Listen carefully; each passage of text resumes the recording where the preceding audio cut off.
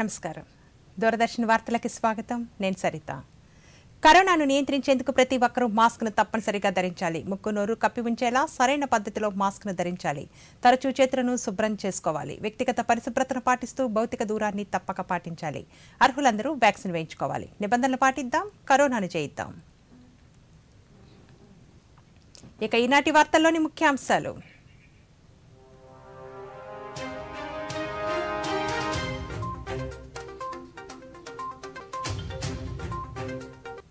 External aided ప్రాజెక్టులపై ముఖ్యమంత్రి సమీక్ష. ప్రాజెక్టు పనుల్లో ఎలాంటి అలసత్వం లేకుండా చూడాలని ఆదేశం. కరువు ప్రాంతాల్లో చెరువులను కాల్వల ద్వారా అనుసంధానం చేయాలన్న జగన్మోహన్ రెడ్డి. ప్రధానమంత్రి టీబీ ముక్త్ భారత్ అభియాన్ను ప్రారంభించిన రాష్ట్రపతి దేశంలో క్షయ వ్యాధిని నిర్మూలించడానికి ప్రజల భాగస్వామ్యం కీలకమన్న ద్రౌపది ముర్ము. లోన్ యాప్ల నిర్వాహకులపై తక్షణమే చర్యలు తీసుకోవాలని హోంమంత్రి ఆదేశం. ప్రజలను వేధింపులకు గురి చేస్తున్న నిర్వాహకులను కఠినంగా శిక్షించాలన్న తానేటి వనిత. ఉత్తరాంధ్ర అభివృద్ధిని ప్రతిపక్షాలు అడ్డుకుంటున్నాయన్న రాష్ట్ర ఐటీ శాఖ మంత్రి. అభివృద్ధిని వ్యతిరేకిస్తున్న పార్టీలు ప్రజలకు సమాధానం చెప్పాలన్న గుడివాడ అమర్నాథ్. ఉత్తరాంధ్ర, ఒడిశా తీర ప్రాంతాల్లో కొనసాగుతున్న అల్పపీడనం రానున్న 36 గంటల్లో మరింత బలపడే అవకాశం. రాష్ట్రంలో పలుచోట్ల భారీ నుంచి అతి భారీ వర్షాలు కురుస్తాయన్న వాతావరణ శాఖ అధికారులు. ఇక వార్తల వివరాలు. ప్రధానమంత్రి నరేంద్ర మోదీ రేపు centre state science conclave video conference ద్వారా ప్రారంభించనున్నారు. ఈ సందర్భంగా ప్రధాని ప్రసంగించనున్నారు. దేశంలో ఆవిష్కరణలు, ఎంటర్ప్రెన్యూర్షిప్ సులభతరం చేయడానికి కేంద్ర ప్రభుత్వం చేస్తున్న కృషికి అనుగుణంగా మొదటిసారి ఈ కాన్క్లేవ్ ఏర్పాటు చేస్తున్నారు. ఇది సహకార యంత్రాంగాలను బలోపేతం చేస్తోంది.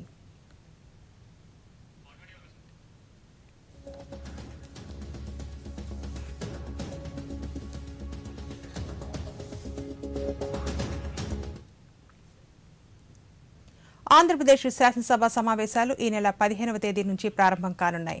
శాసనమండలి ఉదయం 10 గంటలకు, శాసనసభ ఉదయం 9 గంటలకు ప్రారంభమవుతున్నట్లు రాష్ట్ర గవర్నర్ బిశ్వభూషణ్ హరిచందన్ అధికారిక నోటిఫికేషన్ విడుదల చేశారు. ఈ మేరకు ప్రకటన వెలువడింది.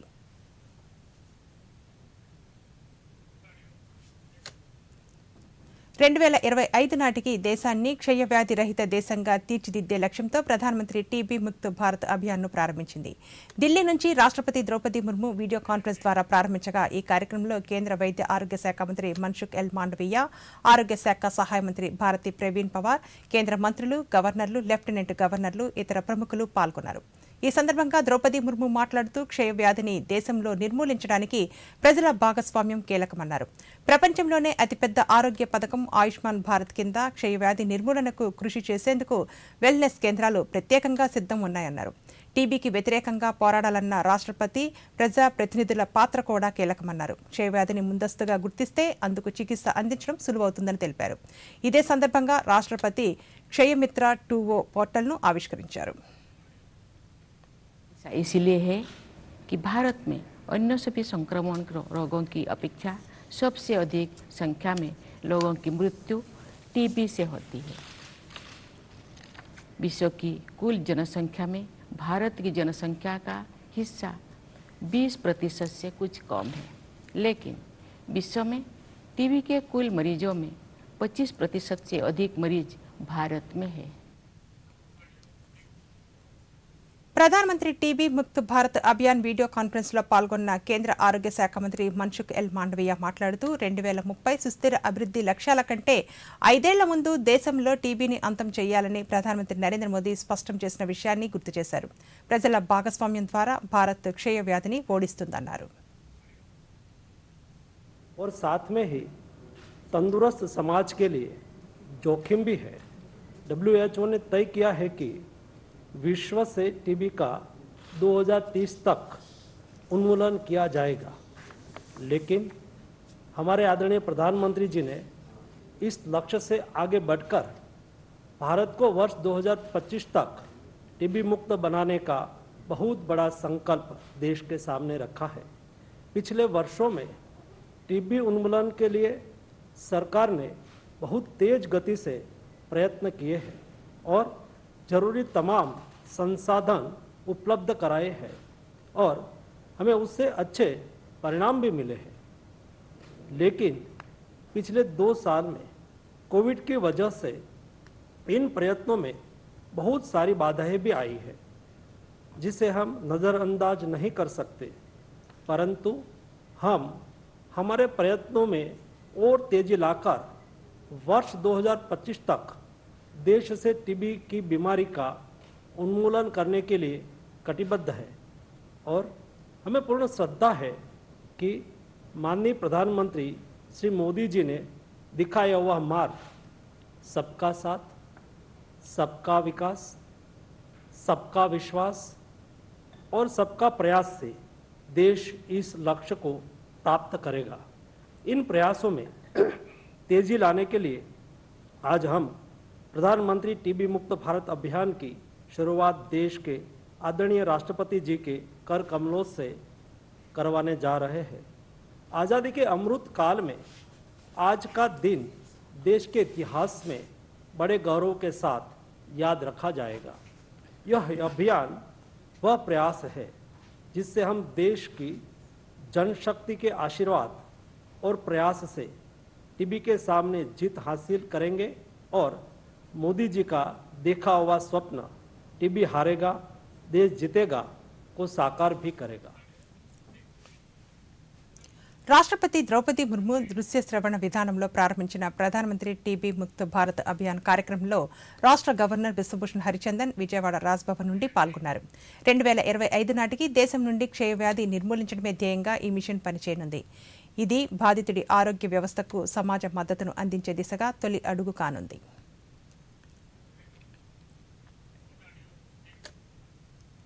రాయలసీమ, ప్రకాశం, ఉత్తరాంధ్ర తదితర కరువు ప్రాంతాల్లో చెరువులను కాల్వల ద్వారా అనుసంధానం చేయాలని ముఖ్యమంత్రి వైఎస్ జగన్మోహన్ రెడ్డి అధికారులను ఆదేశించారు. ఎక్స్టర్నల్ ఎయిడెడ్ ప్రాజెక్టులపై ముఖ్యమంత్రి ఈ రోజు తాడేపల్లిలోని క్యాంపు కార్యాలయంలో సమీక్షా సమావేశాన్ని నిర్వహించారు. ఈ సందర్భంగా new development bank, Asian infrastructure ఇన్వెస్ట్మెంట్తో సహా ప్రపంచ బ్యాంక్, జయాబ్కా బ్యాంకుల రుణ సాయంతో చేపడుతున్న ప్రాజెక్టులపై ముఖ్యమంత్రి సమీక్షించారు. మొత్తం 10 ప్రాజెక్టుల కోసం 25,497 కోట్ల రూపాయలను ప్రభుత్వం ఖర్చు చేస్తోంది. ఈ ప్రాజెక్టు పనుల్లో ఎలాంటి అలసత్వం లేకుండా చూడాలని, నిర్దేశిత సమయంలో ప్రాజెక్టులు పూర్తయ్యేలా చర్యలు తీసుకోవాలని ఆదేశించారు.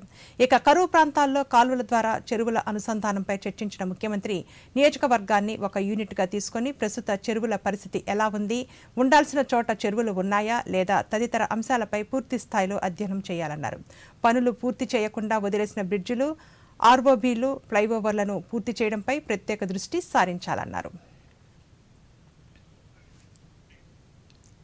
రాష్ట్రంలో లోన్ యాప్ నిర్వాహకుల ఆగడాలను అరికట్టేందుకు తక్షణ చర్యలు తీసుకోవాలని రాష్ట్ర హోంమంత్రి తానేటి వనిత పోలీస్ ఉన్నతాధికారులను ఆదేశించారు. అమెరికా పర్యటనలో ఉన్న హోంమంత్రి ఉన్నతాధికారులతో ఫోన్లో మాట్లాడి ఆదేశాలు జారీ చేశారు. రాష్ట్రంలో ఆన్లోన్ యాప్లకు సంబంధించిన సమాచారాన్ని, యాప్ నిర్వాహకుల వేధింపులపై నమోదైన కేసుల వివరాలపై ప్రత్యేక దృష్టి పెట్టాలని సూచించారు.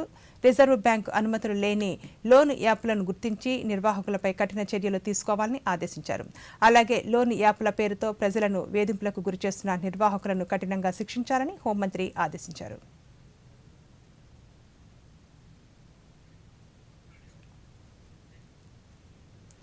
మహాపాదయాత్ర తెలుగుదేశం పార్టీ ఆడిస్తున్న డ్రామా అని, ఇందులో వాస్తవానికి అమరావతి ప్రాంత రైతులు ఎవరూ ఉండరని రాష్ట్ర మత్స్యశాఖ మంత్రి డాక్టర్ సిదిరి అప్పలరాజు విమర్శించారు. శ్రీకాకుళంలో ఈరోజు ఆయన మీడియాతో మాట్లాడుతూ శాంతి భద్రతలకు విఘాతం తలెత్తితే అవకాశం ఉన్నందున డీజీపీ అనుమతి నిరాకరించారని మంత్రి స్పష్టం చేశారు. రాజధాని రైతులు అమరావతి నుండి అరసవల్లి వరకు తలపెట్టిన పాదయాత్ర ఏ ఉద్దేశంతో చేపడుతున్నారో ముందుగా వెల్లడించాలన్నారు. ఉత్తరాంధ్ర అభివృద్ధి పట్ల చంద్రబాబు నాయుడుకు చిత్తశుద్ధి లేదని ఈ యాత్ర ద్వారా స్పష్టం అవుతుందని తెలిపారు. దానికేమో చంద్రబాబు వాళ్ళ గ్యాంగ్ అందరూ కలిపి వత్తాసు పలకడం. నేను అడుగుతా ఉన్నాను చంద్రబాబు గారికి, అయ్యా చంద్రబాబు గారు, ఏంటి దీని ఉద్దేశం?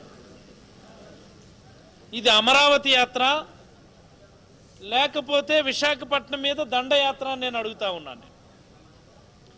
ఇది అమరావతి యాత్ర లేకపోతే ఉత్తరాంధ్ర మీద దౌర్జన్య యాత్ర అని నేను అడుగుతా ఉన్నాను.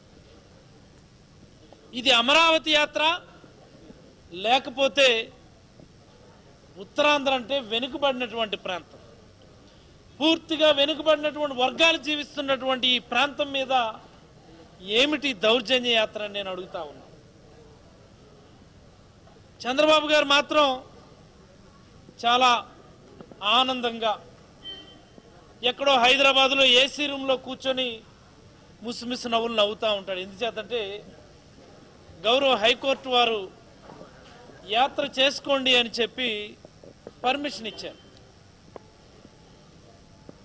చంద్రబాబు గారికి నేను ఒక విషయం చెప్పదలుచుకున్నాను. నేను గౌరవ హైకోర్టు వారు పాదయాత్ర చేసుకోండి అని చెప్పి మీకు పర్మిషన్ ఇచ్చి ఉండొచ్చు కాక. చంద్రబాబు గారు గుర్తుపెట్టుకోండి, ఆ తీర్పు పేరుతో మా మనసులను గాయపరచమని మీకు అవకాశం ఇవ్వలేదన్న విషయాన్ని మీరు గుర్తుపెట్టుకోండి. ఆ తీర్పును అడ్డం పెట్టుకొని మా ప్రాంత అభివృద్ధిని అడ్డుకోమని చెప్పి మీకు పర్మిషన్ ఇవ్వలేదన్న విషయాన్ని గుర్తుపెట్టుకోండి. ముఖ్యమంత్రి జగన్మోహన్ రెడ్డి ఉత్తరాంధ్ర అభివృద్ధికి ఎగ్జిక్యూటివ్ క్యాపిటల్ ప్రకటించి అభివృద్ధికి శ్రీకారం చుడితే ప్రతిపక్ష రాజకీయ పార్టీలు అమరావతి పేరుతో రాద్ధాంతం చేస్తున్నాయని ఐటీ శాఖ మంత్రి గుడివాడ అమర్నాథ్ అన్నారు. విశాఖలో ఈరోజు ఆయన మీడియాతో మాట్లాడుతూ ఉత్తరాంధ్ర ప్రజల అభివృద్ధిని అడ్డుకోవడం దారుణమన్నారు. రాష్ట్ర సర్వతోముఖాభివృద్ధికి ముఖ్యమంత్రి 3 రాజధానులు ప్రకటిస్తే ఉత్తరాంధ్ర అభివృద్ధిని వ్యతిరేకిస్తున్న రాజకీయ పార్టీలు ప్రజలకు సమాధానం చెప్పాలని మంత్రి పేర్కొన్నారు. ఈ ప్రభుత్వం తాలూకు విధానం, జగన్మోహన్ రెడ్డి గారి తాలూకు విధానం అన్నటువంటి మాట చెప్పడంతో పాటు ఈ ప్రాంతాన్ని మంచి చేయాలన్నటువంటి ఆలోచనకి, ఈ ప్రాంతానికి మంచి చేస్తున్నటువంటి క్రమంలో, ఈ ప్రాంతానికి గుర్తింపును తీసుకొస్తున్నటువంటి క్రమంలో నిన్న వేదిక మీద కూర్చొని మాట్లాడినటువంటి నాయకులు, వివిధ పార్టీలకు చెందినటువంటి నాయకులు అందరూ కూడా ఈ ప్రాంతానికి వ్యతిరేకంగా మాట్లాడినటువంటి మాటలుగా వారిని గుర్తించి దానికి ఆ వ్యాఖ్యల్ని సమర్థిస్తున్నారా లేదా అనేటువంటి దానికి ఈ ప్రాంతానికి చెందినటువంటి ఆ రాజకీయ పార్టీకి చెందినటువంటి నాయకులు సమాధానం చెప్పమని చెప్పి కోరుతా ఉన్నా. మీకు నిజంగా సిగ్గు లజ్జ ఉంటే మన ఉత్తరాంధ్ర ప్రాంతానికి ఈరోజు మంచి జరుగుతున్నటువంటి క్రమంలో, స్వతంత్రం వచ్చిన తర్వాత 75 సంవత్సరాల తర్వాత మన ప్రాంతానికి ఒక గుర్తింపును తీసుకొస్తున్నటువంటి తరుణంలో ఈరోజు ఒక రాజకీయ పార్టీకి చెందినటువంటి నాయకత్వాలు రాష్ట్రంలో ఉన్నటువంటి అన్ని ప్రాంతాలు సమానంగా చూడాల్సినటువంటి సందర్భంలో, అన్ని ప్రాంతాలు ఒకటే అనేటువంటి ఆలోచనతో ఉండాల్సినటువంటి క్రమంలో ఒక్క ప్రాంతానికే పరిమితమైపోయి అభివృద్ధి అనేటువంటిది ఒక ప్రాంతం మాత్రమే జరగాలి, మిగిలినటువంటి ప్రాంతాలకి గుర్తింపు అనేటువంటిది రావడానికి వీల్లేదు. శాసనాలు చేసేవారు స్థానిక సుపరిపాలనపై దృష్టి పెట్టాలని, స్ఫూర్తివంతమైన నాయకులను ఆదర్శంగా తీసుకోవాలని మాజీ ఉపరాష్ట్రపతి ముప్పవరపు వెంకయ్యనాయుడు అన్నారు. ఈరోజు గుంటూరులో ఏర్పాటు చేసిన ఆత్మీయ సమావేశంలో ఆయన పాల్గొన్నారు. ఈ సందర్భంగా వెంకయ్యనాయుడు మాట్లాడుతూ పార్లమెంట్లో ఎంతో బాధ్యతాయుతంగా సభ్యులు ఉంటే శాసనసభలు మాత్రం అందుకు విరుద్ధంగా ప్రజాస్వామ్యాన్ని అవమానించేలా సాగుతున్నాయని ఆవేదన వ్యక్తం చేశారు. చర్చించి సమాలోచనలు జరిపి ఒక నిర్ణయానికి వచ్చే విధానాన్ని చట్టసభల్లో పాటించాలని వెంకయ్యనాయుడు అభిప్రాయపడ్డారు. ప్రతిపక్షాల విమర్శలు సహకారాత్మకంగా ఉండాలన్నారు.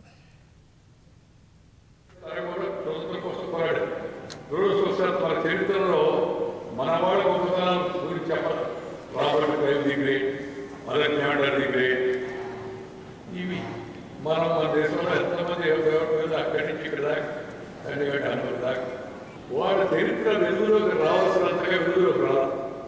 వాళ్ళకి ఇవ్వాల్సినంత ప్రాధాన్యత ఇవ్వలేదు దురదృష్టం. దాన్ని ఇప్పటికైనా సరిదిద్దాల్సి, దేశ నాయకుల యొక్క జీవితాలను పాఠాలుగా చెప్పాల్సి ఉంది. ఈ తరానికి మన పిల్లలకు ఆ విషయాలు తెలుసుకోవాల్సిన అవసరం ఉంది.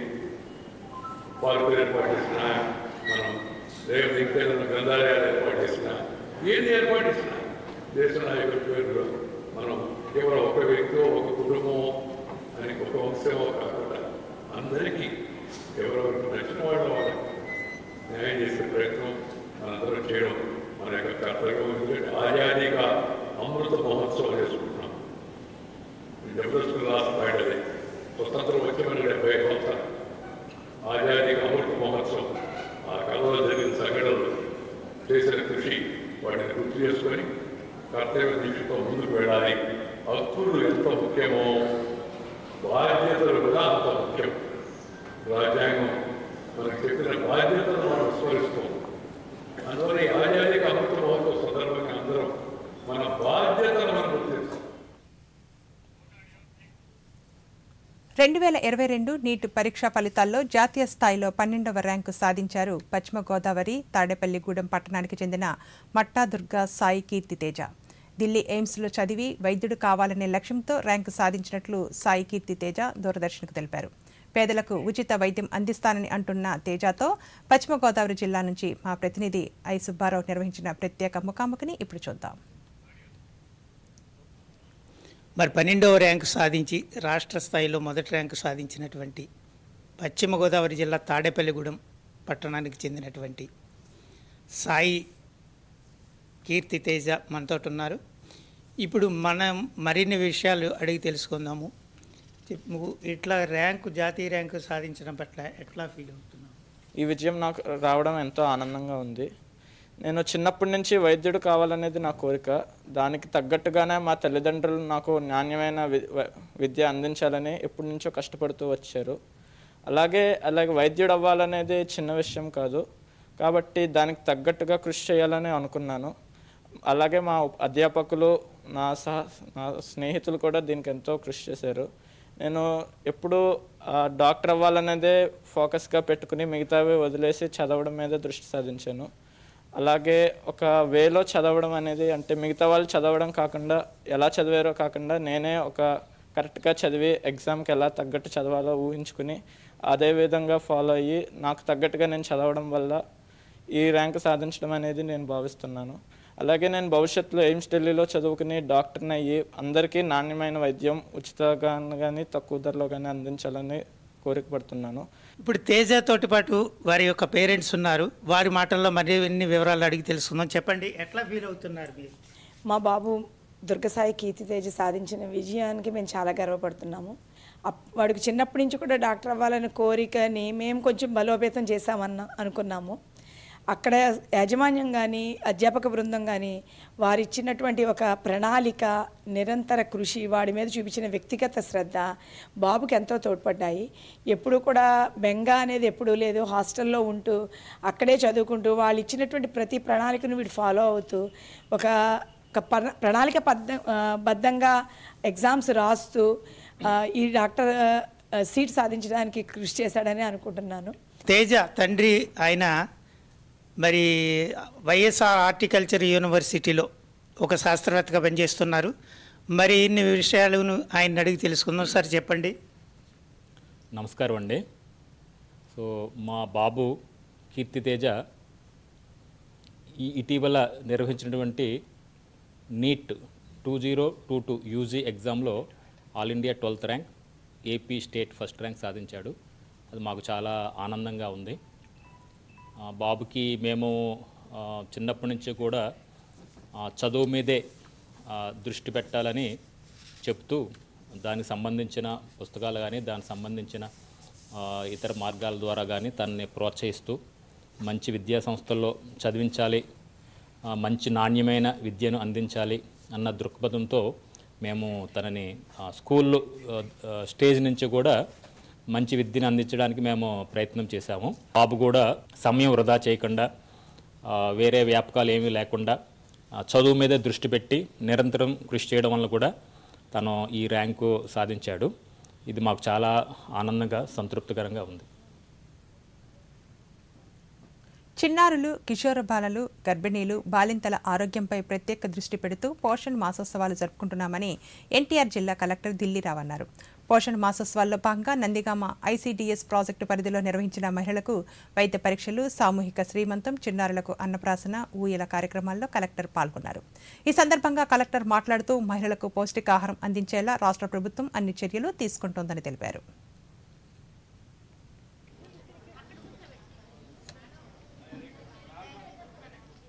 అభియాన్లో భాగంగా ఈ ఎంటైర్ సెప్టెంబర్ 1వ తారీఖు నుండి 30వ తారీఖు వరకు వివిధ కార్యక్రమాలు అనేటువంటి చేస్తున్నాము. దాంట్లో జన ఆందోళన అనొచ్చు, లేకపోతే ఐఎల్ఏ అప్రోచెస్ అవ్వచ్చు, కమ్యూనిటీ బేస్డ్ ఈవెంట్స్ అవ్వచ్చు, శ్రీమంతాలు అవ్వచ్చు, ఈ విధంగా అనీమియా గురించి అనేటువంటిది సంబంధించినటువంటి ముక్త భారత్కి యాక్టివిటీస్ అవ్వచ్చు, చాలా యాక్టివిటీస్ ఈ నెల రోజులు అనేటువంటిది women and child welfare department అనేటువంటి ప్లాన్ చేసింది. ఈరోజు గౌరవ ప్రెసిడెంట్ గారు మనకి టీబీ ముక్త భారత్ అనేటువంటి ఇనాగరేషన్, అదేవిధంగా అనేమియా ముక్త భారత్ అనేటువంటిదిలో ఇప్పుడు ఈ యాక్టివిటీ జరుగుతూ ఉంది.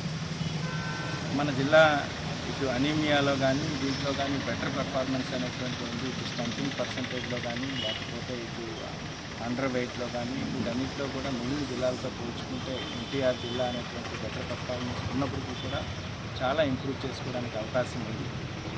అందుకు ఇప్పుడు అందరికీ కూడా ఇక్కడ ఇచ్చినటువంటి ప్రెగ్నెంట్ ఉమెన్కి, లాక్టేటింగ్ మదర్స్కి, అడాలసెంట్ గర్ల్స్కి, ఇక్కడికి వచ్చేసినటువంటి చిల్డ్రన్స్ అందరికీ కూడా ఈ 1000 రోజులు ఇంపార్టెన్స్ అనేది, మొదటి 1000 రోజుల ఇంపార్టెన్స్ అని చెప్పడం జరిగింది.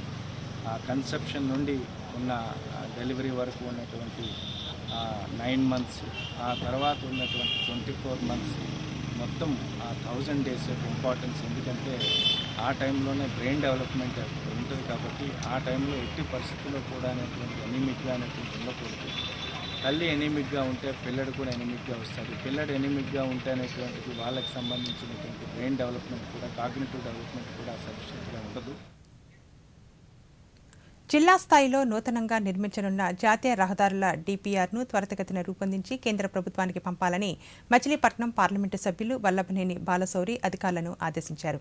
జిల్లాలో జాతీయ రహదారుల ప్రగతి, నిర్మాణంపై రాష్ట్ర గృహ నిర్మాణ శాఖ మంత్రి జోగి రమేష్తో కలిసి ఆయన సమీక్షా సమావేశం నిర్వహించారు. సాగరమాల, ప్రధానమంత్రి గతిశక్తి యోజన ద్వారా కంకిపాడు నుంచి గుడివాడ వరకు గ్రీన్ఫీల్డ్ బైపాస్, విస్సన్నపేట నుంచి మచిలీపట్నం వరకు 4 లైన్ల రహదారి, పెడన వద్ద నూతనంగా నిర్మిస్తున్న 216 అటాచ్డ్ హైవేను అనుసంధానం చేస్తూ మచిలీపట్నం పోర్టు నుంచి దివిసీమ వరకు నూతన రైల్వే లైన్ నిర్మాణం చేయాలని సమావేశంలో నిర్ణయించినట్లు ఎంపీ వెల్లడించారు. కూడా దివిసీమ ప్రజానికం, అవనిగడ్డ ప్రజానికం ఎప్పటి నుంచో కోరుకున్నటువంటి విషయం. సో అదే రకంగా ఈరోజు మచిలీపట్నం పార్లమెంటు పరిధిలో ఉన్నటువంటి అనేకమైనటువంటి నేషనల్ హైవేస్, కంకిపాడు నుంచి గుడివాడకి ఒక షార్ట్కట్లో గ్రీన్ఫీల్డ్ ప్రాజెక్టు గురించి, అదే రకంగా చల్లపల్లి నుంచి పామర్ వరకు స్టేట్ హైవేని నేషనల్ హైవేకి గురించి మార్చే దాని గురించి, అదే రకంగా కూచిపూడి నుంచి డోకిపోరు కూడా అదొక నేషనల్ హైవేకి మార్చే దాని గురించి. సో ఈరోజు విజయవాడ నుంచి మచిలీపట్నానికి వచ్చేటువంటి ఉన్నటువంటి ఈ నేషనల్ హైవే కరెక్ట్ అయినటువంటి రీతిలో దాని నిర్మాణం జరగలేదు. అనేకమైనటువంటి యాక్సిడెంట్లు జరుగుతూ ఉన్నాయి.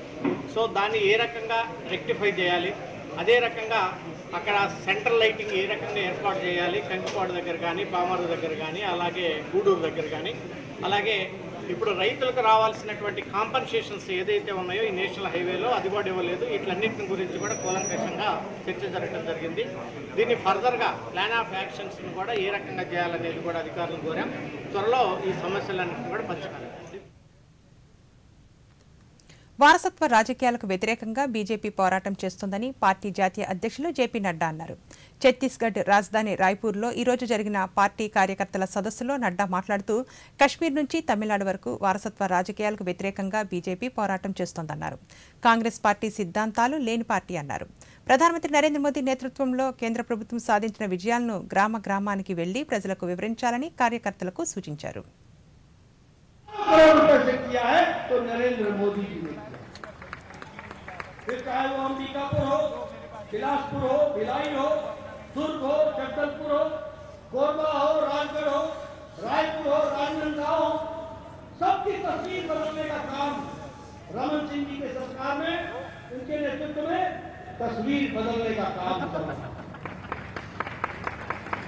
मैं आज आया था, मैंने पूछा ये क्या कौन सी बिल्डिंग है? बोला ये मल्टी स्टोरी पार्टी।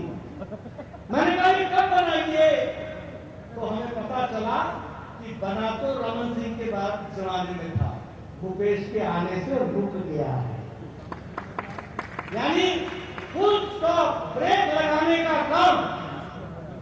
मैंने पूछा ये स्काईवे ये स्काई वॉक, बोले ये हमारे टाइम में बन रहा था, आजकल इसका काम रोक दिया गया है और इसको तोड़ने का भी निर्देश देने की बात है। मैं ठीक बोल रहा हूँ रमन सिंह जी? मैं ठीक बोल रहा हूँ? अब आप बताइए ऐसे लोगों को सरकार में रहने देना क्या? ऐसे लोगों को रहने देना क्या? जो खुद तो स्काई डाइव करे, स्काई राइज करे और दूसरों को स्काई वॉक से भी रोके। ये कैसे लोग हैं? ये विकास विरोधी लोग हैं। ये नहीं चाहते कि समाज आगे बढ़े, ये चाहते हैं कि इनका घर भरे, ये चाहते हैं कि ये कांग्रेस पार्टी का एटीएम बन करके गरीब छत्तीसगढ़ की जनता को लूट करके कांग्रेस पार्टी का खजाना भरे, ये काम ये करना चाहते हैं। ప్రధానమంత్రి నరేంద్ర మోదీ నాయకత్వంలో దేశానికి కొత్త శక్తి వచ్చిందని కేంద్ర హోంమంత్రి అమిత్ షా అన్నారు. ఢిల్లీలో fit India freedom rider bike ర్యాలీని హోంమంత్రి జెండా ఊపి ప్రారంభించారు. ఈ కార్యక్రమంలో కేంద్ర సహాయ మంత్రులు పాల్గొన్నారు. ఈ సందర్భంగా అమిత్ షా మాట్లాడుతూ ఆజాదీ కా అమృత్ మహోత్సవాలు యావత్ దేశంలో స్ఫూర్తిని నింపిందన్నారు. అమృత్ మహోత్సవాలను ప్రజల్లోనికి తీసుకువెళ్లడంలో ప్రధానమంత్రి నరేంద్ర మోదీ విజయం సాధించారన్నారు. గత 8 ఏళ్లలో నరేంద్ర మోదీ నాయకత్వంలో భారత్ ప్రపంచంలోనే 5వ అతిపెద్ద ఆర్థిక వ్యవస్థగా అవతరించిందని తెలిపారు. इस देश के 75 दिन के भ्रमण के लिए निकलेंगे. 6 अंतर्राष्ट्रीय सीमाओं सहित 34 राज्य और संघ प्रदेश को छुएंगे. 250 से ज्यादा जिलों का वो भ्रमण करेंगे. 75 दिनों में 18,000 किलोमीटर का अनथक प्रवास कर देश के 75 महत्वपूर्ण स्थान पर आजादी के अमृत महोत्सव का प्रचार करेंगे और फिर वापिस से देश की राजधानी में आएंगे. मित्र मोदी जी ने जब आजादी का अमृत महोत्सव हम मनाएंगे ये बात देश के सामने रखी, तब किसी को मालूम नहीं था कि इसके इतने दूरगामी परिणाम आएंगे. मगर इस 15 अगस्त को कश्मीर से कन्याकुमारी और द्वारका से लेकर कामाख्या तक समग्र देश में हर घर तिरंगा के अभियान के साथ गरीब से लेकर धनी से धनी व्यक्ति तक और चपरासी से लेकर देश के प्रधानमंत्री तक हर व्यक्ति जब जुड़ गया और देशभक्ति का जो ज्वार देश के अंदर खड़ा हुआ, उससे मालूम पड़ा कि आजादी के अमृत महोत्सव को मोदी जी ने जन जन तक पहुंचाने का प्रयास. దేశీయ స్టాక్ మార్కెట్ సూచీలు ఈ రోజు లాభాల్లో ముగిశాయి. ఉదయం సానుకూలంగా ట్రేడింగ్ను ప్రారంభించిన మార్కెట్లు మధ్యాహ్నం తర్వాత స్వల్పకాలం పాటు నష్టాల్లోనికి జారుకున్నాయి. అక్కడ కనిష్టాల వద్ద కొనుగోలు అండతో తిరిగి కోలుకున్నాయి. అంతర్జాతీయ మార్కెట్లోని సానుకూల సంకేతాలు మార్కెట్లకు కలిసొచ్చాయి. ఈ నేపథ్యంలో ఉదయం 17,923 పాయింట్ల వద్ద ఉత్సాహంగా ట్రేడింగ్ను ప్రారంభించిన నిఫ్టీ చివరకు 34 పాయింట్ల లాభంతో 17,833 వద్ద స్థిరపడింది. 60,045 పాయింట్ల వద్ద సానుకూలంగా ప్రారంభమైన సెన్సెక్స్ చివరకు 105 పాయింట్ల లాభంతో 59,793 వద్ద స్థిరపడింది. డాలర్తో పోలిస్తే రూపాయి మారకం విలువ మార్కెట్లు ముగిసే సమయానికి 79.54 వద్ద నిలిచింది. కృష్ణానదికి వరద ఉధృతి కొనసాగుతుంది. దీంతో ప్రకాశం బ్యారేజ్ వద్ద వరద ప్రభావం కొనసాగుతుంది. బ్యారేజ్ వద్ద ఇప్పటికే 1వ నెంబర్ ప్రమాద హెచ్చరికను జారీ చేశారు. ప్రస్తుతం 4 లక్షల క్యూసెక్ల నీరు వచ్చి చేరుతూ ఉండగా అంతే మొత్తంలో నీటిని దిగువకు విడుదల చేస్తున్నారు. పులిచింతల వద్ద అవుట్ఫ్లో 4,25,000 క్యూసెక్లుగా కొనసాగుతుంది. దీంతో కృష్ణానది పరివాహక ప్రాంత ప్రజలు అప్రమత్తంగా ఉండాలని రాష్ట్ర విపత్తుల నిర్వహణ సంస్థ ఎండీ డాక్టర్ బిఆర్ అంబేద్కర్ కోరారు.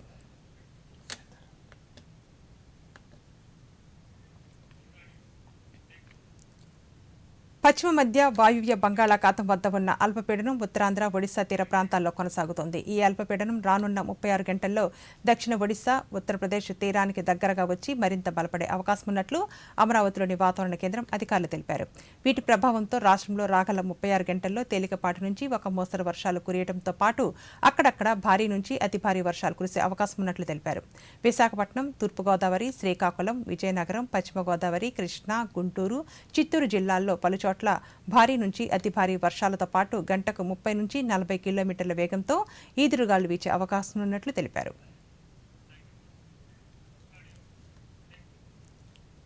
కరోనాను నియంత్రించేందుకు ప్రతి ఒక్కరూ మాస్క్ను తప్పనిసరిగా ధరించాలి. ముక్కు నోరు కప్పి ఉంచేలా సరైన పద్ధతిలో మాస్క్ను ధరించాలి. తరచూ చేతులను శుభ్రం చేసుకోవాలి. వ్యక్తిగత పరిశుభ్రతను పాటిస్తూ భౌతిక దూరాన్ని తప్పక పాటించాలి. అర్హులందరూ వ్యాక్సిన్ వేయించుకోవాలి. నిబంధనలు పాటిద్దాం, కరోనాను జయిద్దాం. ఈ వార్తలు ఇంతటితో సమాప్తం. నమస్కారం.